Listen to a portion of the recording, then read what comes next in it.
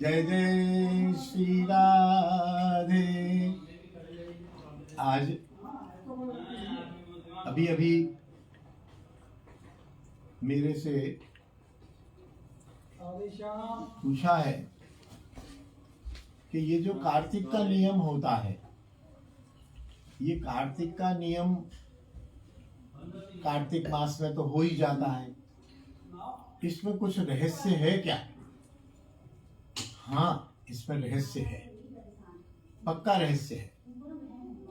इसमें रहस्य क्या है कि शास्त्र ने हमें 1 महीने के लिए, जैसे होता है ना कि किसी को बड़ा सा नियम दे दो तो वो भय खाता है और उसे ऐसा लगता है कि मेरे से नहीं हो पाएगा, मैं नहीं ले रहा नियम। मैं वैसे भी कहता हूं, और मनोविज्ञान की भी बात है कि नियम छोटे छोटे लिए जाए।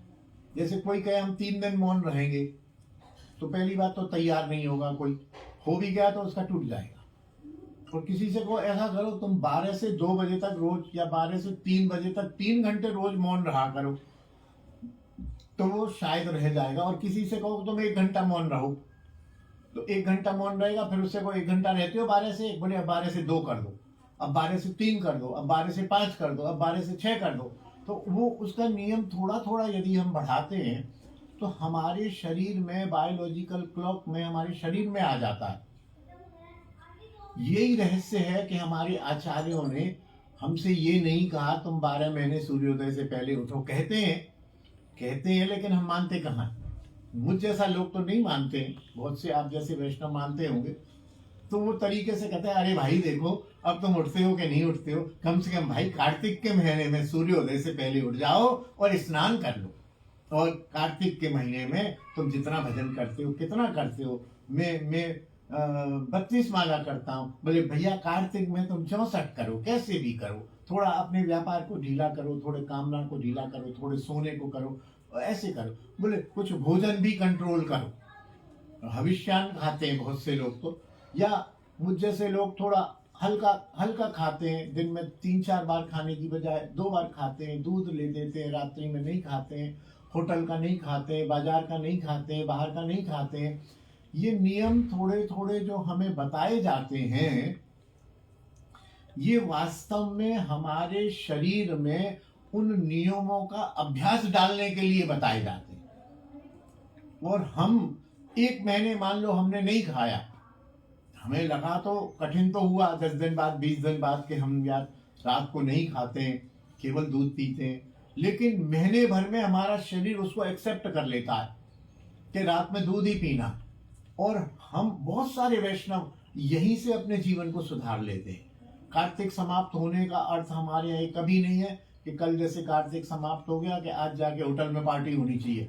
ना ना ना, कार्तिक होने का मतलब है अब साधक को होटल के खाने से नफरत हो गई, अब साधक को रात को भोजन से आवश्यकता नहीं रही, उसका शरीर नहीं मांग रहा है। और वो कंपैरेटिवली वो 1 महीने में देख भी लेता है कि मैंने जल्दी उठा, मैंने भजन किया, मेरा चित्त शांत रहा, मेरा चित्त शुद्ध हुआ, संत वैष्णव दलगण की कृपा प्राप्त हुई, और मेरा शरीर भी सही रहा, मैंने रात्रि में भोजन नहीं किया तो मेरा शरीर भी हल्का रहा।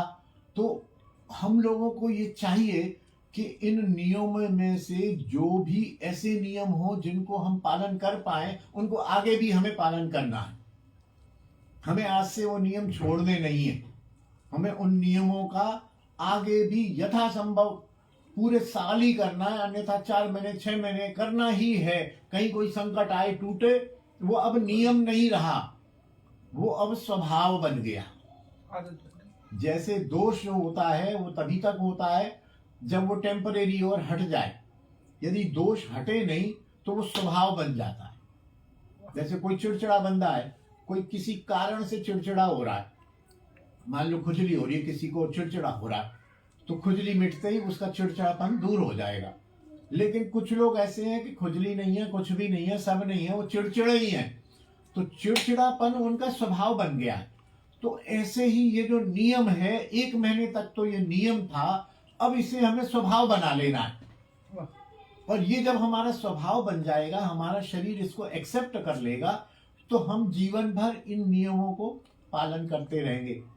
अपने विनोद बाबा एक प्रसंग सुनाते हैं, पूज्य विनोद बाबा बोले हम किसी संत से मिले जब युवक थे, तो हमने अपना नियम बढ़ाया, ये बढ़ाया, हमें बड़ा उत्साह था। तो हम एक बुजुर्ग संत के पास प्रणाम करने गए। बाबा बाबा, हाँ विनोद बोलो।